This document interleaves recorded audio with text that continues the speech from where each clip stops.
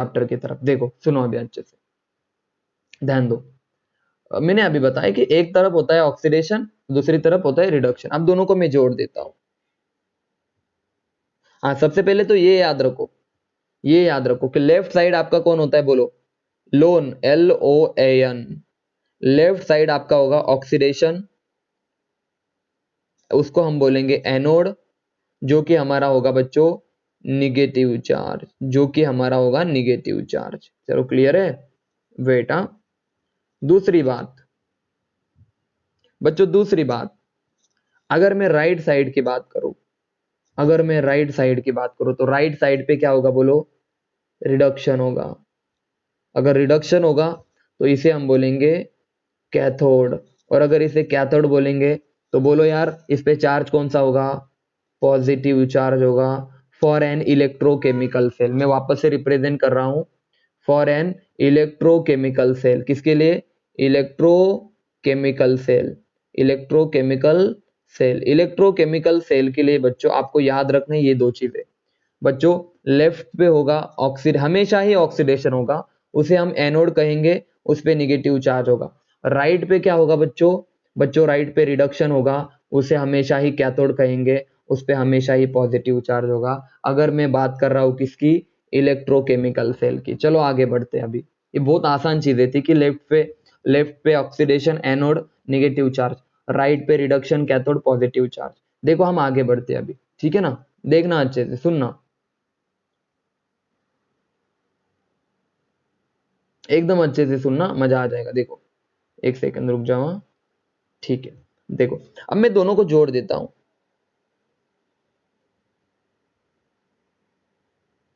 बस आज का लेक्चर आप अच्छे से कर लो, बाकी पूरा इलेक्ट्रोकेमिस्ट्री बहुत बहुत सिंपल है, बहुत इजी, बहुत ज्यादा। ये आपके पास एनोड है, ये आपके पास कैथोड है, ठीक है ना। इनको मैं जोड़ देता हूँ भाई, जोड़ देता हूँ, ठीक है ना।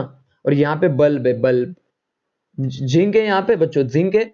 जिंक क्या करेगा आपका, Zn+2 में जाएगा, Zn+2 में जाएगा और दो इलेक्ट्रॉन रिलीज रिलीज करेगा।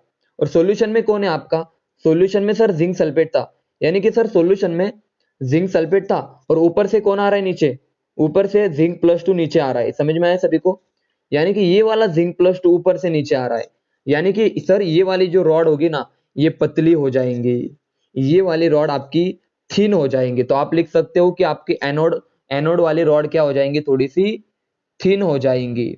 अब जैसे इलेक्ट्रॉन यहां से इधर आए, जैसे इलेक्ट्रॉन आपके इधर से इधर आए, तो बल्ब भी आपका क्या होने लग जाएगा, ग्लो होने लग जाएगा।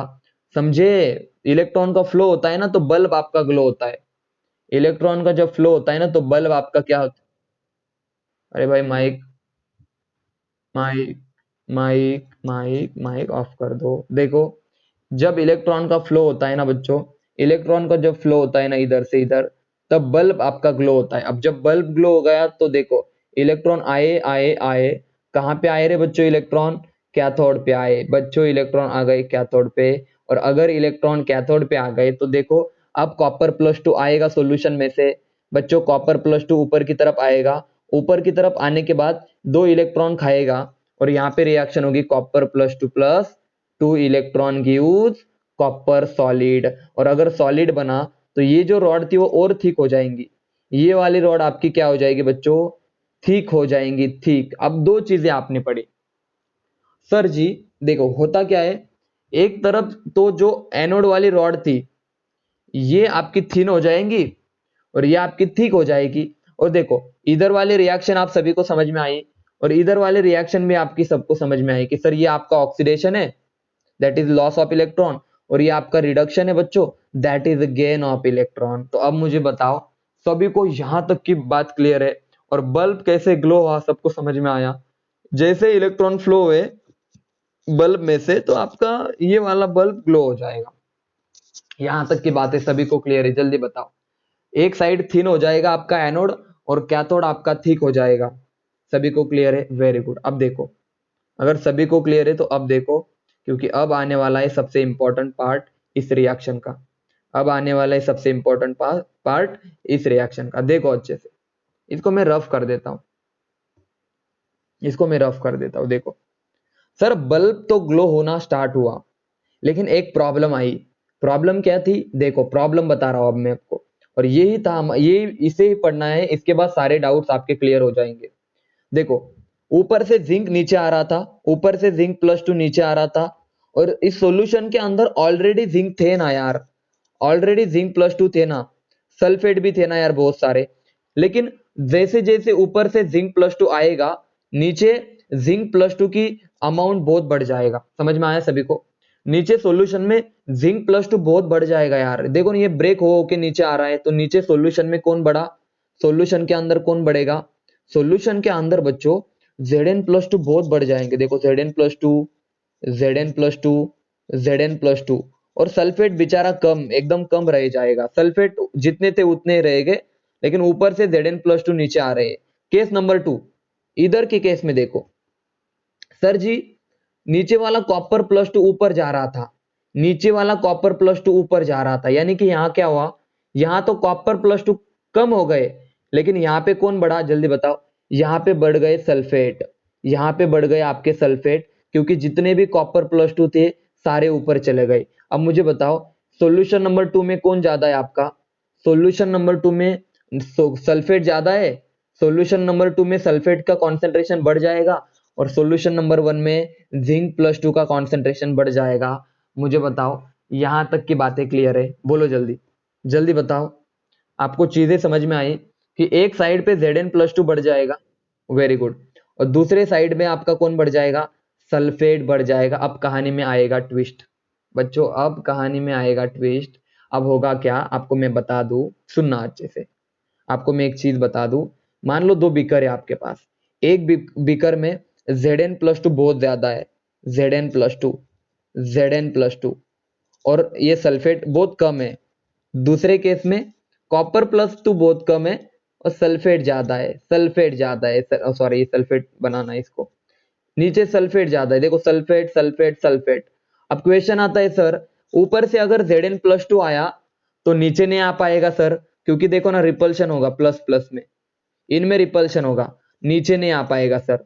और दूसरा केस, सर अगर इलेक्ट्रॉन आए और इस कॉपर +2 को इस इलेक्ट्रॉन को पास जाना है, तो बीच में ये दीवार है, ये दीवार इस इलेक्ट्रॉन को नीचे आने नहीं देगी, तो यहाँ पर भी इलेक्ट्रॉन नीचे नहीं आ पाएगा। यानी कि सर ना तो इलेक्ट्रॉन आ रहे हैं, ना तो जिंक +2 आ रहा है, यानी कि रिएक्शन आपकी क्या हो जाएंगे बच्चों?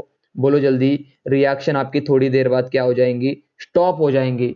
यानी कि जो बल्ब ग्लो हो रहा था, अब वो बल्ब ग्लो नहीं होगा, क्योंकि बच्चों यहाँ पे Zn+2 बढ़ गए तो नीचे नहीं आ पाएगा, यहाँ पे सल्फेट बढ़ गए तो ऊपर वाला इलेक्ट्रॉन नीचे नहीं आ पाएगा, क्योंकि रिपल्शन बढ़ेगा। यहाँ से Zn+2 नीचे नहीं आ रहा, इधर से इलेक्ट्रॉन नीचे नहीं आ पा रहे, तो रिएक्शन स्टॉप, बल्ब ग्लो होना बंद हो गया। तो अब क्या करें? समझ में आया ना मैं क्या बता रहा हूं? दोनों तरफ प्रॉब्लम आने लगी कि सर इधर से जिंक +2 नीचे नहीं आने वाला और उधर से इलेक्ट्रॉन नीचे नहीं आने वाले। तो सबने क्या किया? एक आइडिया लगाया। साइंटिस्ट ने उस समय एक आइडिया लगाया, उन्होंने सोचा कि एक काम करते हैं, सुनो अच्छे से। उन्होंने एक चीज बनाई, एक चीज बनाई, ध्यान से सुनना। एक चीज बनाई कुछ इस तरह से, inverted U shape tube, inverted U shape tube, inverted यानी कि उल्टी, जो कि उन्होंने इस बीकर के अंदर ऐड की, दोनों बीकर के अंदर।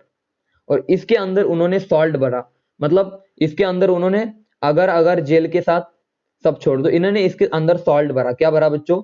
इसके अंदर उन्होंने मान लो KCl भरा, KCl। अब होगा क्या?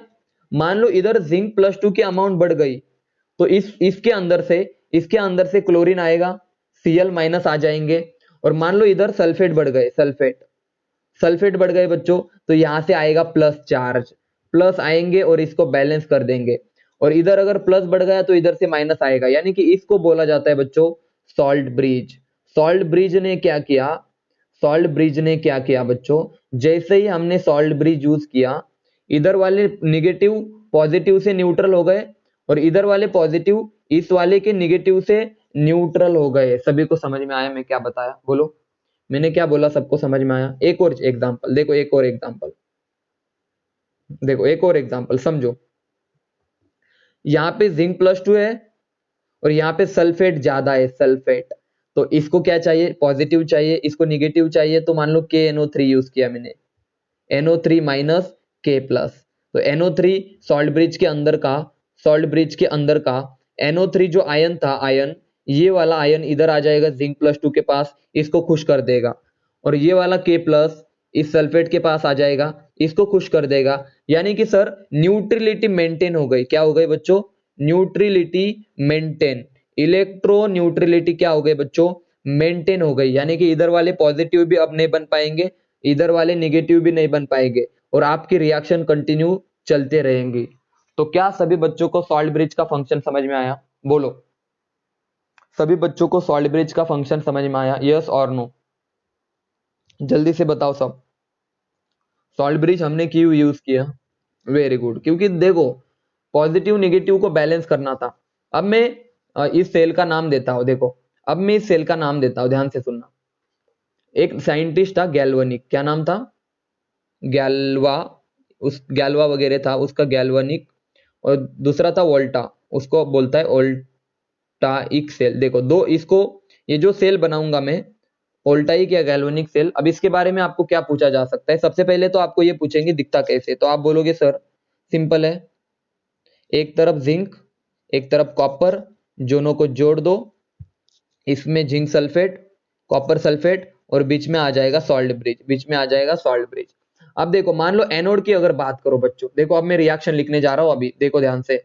अगर मैं एनोड की बात करूं, यहां पे लिख देता हूं एनोड की, तो आप बोलोगे एनोड पे कौन सी रिएक्शन होगी? तो आप बोलोगे बच्चों zinc gives Zn+2 plus 2 electron. और अगर आपसे बोलूं मैं कैथोड पे कौन सी रिएक्शन होगी, तो आप बोलोगे बच्चों कॉपर +2 ने 2 इलेक्ट्रॉन लिए और क्या बन गया? कॉपर बन गया। बच्चों ये थी एनोडिक रिएक्शन, ये थी कैथोडिक रिएक्शन। अब मैं दोनों को ऐड करने जा रहा हूं, ध्यान से सुनना बच्चों, ध्यान से सुनना। अगर मैं दोनों को ऐड कर दूं तो देखो ये जिंक था, zinc gives Zn+2 plus 2 electron, और बच्चों ये copper plus 2 electron gives copper. ये एनोड और कैथोड को अगर मैं ऐड कर दूं तो आप देखो, आप सब देखना, मुझे बताओ बच्चों, ये दोनों को ऐड कर दो तो क्या बना? सर इधर का जिंक एज इट इज और इधर का कॉपर+2 भी as it is. Very good. और बच्चों ये 2 इलेक्ट्रॉन भी एज इट इज, लेकिन आपको पता है सर ये 2 इलेक्ट्रॉन इधर की तरफ है, उधर की तरफ जाने के बाद कैंसिल हो जाएंगे, ठीक है ना। और इधर क्या लिख सकता हूं मैं? Zn+2 और लिख दूंगा कॉपर, Zn+2 प्लस कॉपर। ये बनी फुल सेल रिएक्शन, ये बनी मेरी सेल की पूरी रिएक्शन। सर ये हाफ सेल रिएक्शन थी और ये भी हाफ सेल रिएक्शन थी, ये एनोड की हाफ सेल रिएक्शन, ये कैथोड की हाफ सेल रिएक्शन, दोनों को ऐड कर दिया तो देखो जिंक और कॉपर+2 एक साइड पे। अगर मैं इसको बैलेंस करूं, कॉपर सल्फेट लिख दूं और इसको जिंक सल्फेट लिख दूं, तो आ गई ना पहली वाली रिएक्शन। बच्चों याद आया कुछ? इसको अच्छे से देखो तो जरा। अगर +2 की जगह पे मैं सल्फेट लिख दूं या सल्फेट को हटा दूं, तो क्या आप समझ में आया सभी को? सर गैल्वेनिक और voltaic cell is a kind of redox reaction, it is a kind of redox reaction. Sir zinc का क्या हो रहा है बोलो बच्चों? जिंक का ऑक्सीडेशन और कॉपर का रिडक्शन हो रहा है। ये थी आपकी गैल्वेनिक सेल की रिएक्शन। सभी बच्चों को गैल्वेनिक सेल के बारे में इतनी चीजें समझ में आई? बोलो जल्दी यस और नो, सबके सब बताओ। एनोड और कैथोड को जब मैंने ऐड किया, हाँ, तो ऐड करने के बाद देखो एक तरफ जिंक और कॉपर+2 हो गए, दूसरी तरफ Zn+2 प्लस कॉपर हो गया बच्चों, और दोनों इलेक्ट्रॉन एक दूसरे से आप कैंसिल कर सकते हो। कैसे? ऐसे भी देखो, यहाँ पे भी 2 इलेक्ट्रॉन है, इधर 2 इलेक्ट्रॉन है, तो इनको कैंसिल कर दो, ठीक है ना। अब आगे देखो, अब आगे देखो, ध्यान से सुनो। अभी आखिरी की कुछ बातें मैं आपको बताना चाहता हूँ, थोड़ा सा देखना, थोड़ा सा देखना, थोड़ा सा ध्यान से सुनना। सेल रिप्रेजेंटेशन क्या पढ़ा रहा हूं मैं अभी तुम्हें? Cell representation. अब मैं आपको बताने जा रहा हूं कि सेल रिप्रेजेंट कैसे करते हैं, कि सेल हर बार हम डायग्राम नहीं बना सकते। तो सेल रिप्रेजेंटेशन क्या होता है बच्चों? देखो मान लो आपके पास एक सॉलिड है और एक लिक्विड है, तो इन दोनों को आप सेपरेट करेंगे इस तरह से। और मान लो आपके पास कोई गैस है, तो इनको इस तरह से सेपरेट करेंगे बाय यूजिंग दिस सिंबल। अगर अलग अलग फेज है, अगर दो चीजों, एक मान लो एक सॉलिड है और एक लिक्विड है, तो दोनों के बीच में इस तरह का एरो यूज करेंगे, मतलब इस तरह का स्लैश यूज करेंगे। और सुनो, अगर सॉल्ट ब्रिज है तो सॉल्ट ब्रिज के लिए हम ये वाला सिंबल यूज करेंगे, double slash. This is the symbol of salt bridge. Next देखो, this is the symbol of salt bridge. आगे देखो, अगर सेम है, मान लो ए भी सॉलिड है दूसरा भी सॉलिड है, तो कॉमा यूज करेंगे। क्या यूज करेंगे बच्चों? कॉमा यूज करेंगे। अब देखो, ये दोनों लिक्विड है तो भी कॉमा यूज करेंगे, दोनों फेज अगर गैस है तो भी कॉमा यूज करेंगे। अब आपके सामने में सेल रिप्रेजेंटेशन करना चाहता हूं, तो बच्चों ध्यान से सुनना। मान लो आपका ये वाला सेल था, अभी हमने पढ़ा, कौन सा था बोलो तो? इधर था आपका जिंक, नीचे क्या था? जिंक सल्फेट, और यहाँ पे सॉल्ट ब्रिज था, यहाँ पे सॉल्ट ब्रिज था। उसके बाद कौन था बोलो? उसके बाद था बच्चों कॉपर सल्फेट, और ये क्या था आपका? कॉपर था। तो बच्चों एनोड से स्टार्ट करो, इधर से स्टार्ट करो। पहले कौन आता है बोलो? पहले आता है जिंक। पहले कौन आता है बच्चों? जिंक आता है, जो कि सॉलिड है। उसके बाद कौन आता है बोलो? नीचे की तरफ कौन आता है उसके बाद? जल्दी बताओ। जिंक के बाद कौन आता है बच्चों? सबके सब बताओ। जिंक के बाद कौन आता है? Zinc sulphate. कौन आता है? हाँ, जिंक सल्फेट। और जिंक सल्फेट एक लिक्विड है, तो दोनों के बीच में क्या दू? स्लैश दे दू। जिंक सल्फेट एक एक्वियस है। उसके बाद कौन आता है बोलो? जिंक हाँ, उसके बाद कौन आता है बच्चों? उसके बाद आता है सॉल्ट ब्रिज। उसके बाद आता है सॉल्ट ब्रिज। तो डबल स्लैश यूज कर दू, डबल स्लैश सॉल्ट ब्रिज का। और सॉल्ट ब्रिज के बाद पहले कौन आता है? Copper sulphate. तो पहले आता है कॉपर सल्फेट, जो कि एक्वियस है। और कॉपर सल्फेट के बाद ऊपर कौन आता है? कॉपर आता है बच्चों, कॉपर। और उसके बीच में मैं स्लैश लगा दूं। This is the galvanic cell representation. बच्चों सभी को क्लियर है? मैसेज करके बताओ। पहले आता है जिंक, जिंक को डिप किया जिंक सल्फेट के अंदर, बीच में लगाया सॉल्ट ब्रिज। उसके बाद सॉल्ट ब्रिज किस में आया बोलो? सॉल्ट ब्रिज किस में आया? कॉपर सल्फेट में। और कॉपर सल्फेट के बाद फिर से कौन आया? जिंक, कॉपर आया। अब देखना, सभी को क्लियर है ना? देखो एक सेकेंड ना। सभी को क्लियर है ना? अब मैं बता दो आप सभी को, ये वाली जो चीज है ना, लेफ्ट राइट साइड वाली, ये वाली, इसे मैं बोलूंगा एनोड। क्या बोलूंगा? ये हमारा एनोडिक कंपार्टमेंट है। और इधर वाला आप बोल सकते हो कि बच्चों ये हमारा कैथोड है, cathode, that is cathodic compartment. जल्दी बताओ सभी बच्चों को, cell representation for galvanic cell समझ में आया? स्टार्ट एक साइड से करो, इधर से साइड करो। Zinc, zinc sulphate, salt bridge, copper sulphate, copper. खत्म बात। सर ये सॉलिड है, ये लिक्विड है, एक्वियस यानी कि लिक्विड, और ये सॉलिड। ये था cell representation for galvanic cell. तो गैल्वेनिक सेल के बारे में हमने जितनी चीजें पढ़ी सभी को समझ में आया? मैसेज करो। गैल्वेनिक सेल सभी बच्चों को क्लियर है? हाँ या ना? वेरी गुड, बहुत अच्छी बात है। सभी को क्लियर है? एक सेकेंड ना, तो सभी को अच्छे से क्लियर है? ओके ठीक है, चलो बहुत होगा आज के लिए। जितना इंपॉर्टेंट था गैल्वेनिक सेल वो पढ़ चुके हैं हम। अब कल कल से मतलब बहुत अलग ही चीज पढ़ेंगे, नेक्स्ट लेवल की इलेक्ट्रोकेमिस्ट्री। कल बहुत इंपॉर्टेंट लेक्चर है। कल कितने बजे लेक्चर रखूं बोलो? मॉर्निंग में आप सब बताओ मुझे, फिर मैं रख दूंगा। अकॉर्डिंग टू यू बताओ, 10 बजे या 9 बजे? कल मॉर्निंग में इलेक्ट्रोकेमिस्ट्री कब रखूं बोलो? चलो कर आओगे सब, ज्वाइन कर लेना। एक मिनट, 10 बजे रख देता हूँ मैं, मेरी नींद नहीं हो पाएंगे, रुक जाओ। 10 बजे रख देता हूँ, मैं नींद नहीं होगी मेरी, ठीक है ना? 10 बजे, 10 बहुत मतलब दो, क्या बोलूं मैं, लिटरली 3 हफ्तों से सोया नहीं मैं। आप समझ जाओ मेरी तकलीफ। कितने हफ्तों से बोलो? कितनों? 3 हफ्तों से मैं अच्छे से नहीं सो पाया, थोड़ी बिजी शेड्यूल था इसलिए। अब सो पाऊंगा। तो देखो कल 10 बजे मैं लेक्चर लूंगा। कौन सा? आपका आपका इलेक्ट्रोकेमिस्ट्री होगा 10 बजे। इलेक्ट्रोकेमिस्ट्री बिल्कुल मस्त चीजें पढ़ेंगे कल से, और आपको सभी को बच्चों को मजा आएगा। कल 10 बजे इलेक्ट्रोकेमिस्ट्री पढ़ेंगे, और सीधे 8 बजे रात को 8 से 9, रात को 8 से 9 बच्चों केमिकल बॉन्डिंग पढ़ लेंगे, कोई दिक्कत नहीं, ठीक है ना? पीरियोडिक नहीं, केमिकल बॉन्डिंग ही पढ़ेंगे, ठीक है ना? क्वेश्चन आंसर अप्रोच से पढ़ेंगे थोड़ा सा, क्योंकि आई थिंक बहुत बच्चों ने ऑफलाइन पढ़ चुका है अच्छे से, ठीक है ना? तो केमिकल बॉन्डिंग को हम 8 बजे पढ़ेंगे, ठीक है? तो कोई बात नहीं, दो दो मतलब फिजिकल और इनऑर्गेनिक को रन करेंगे। चलो सभी को गुड नाइट, बाय बाय।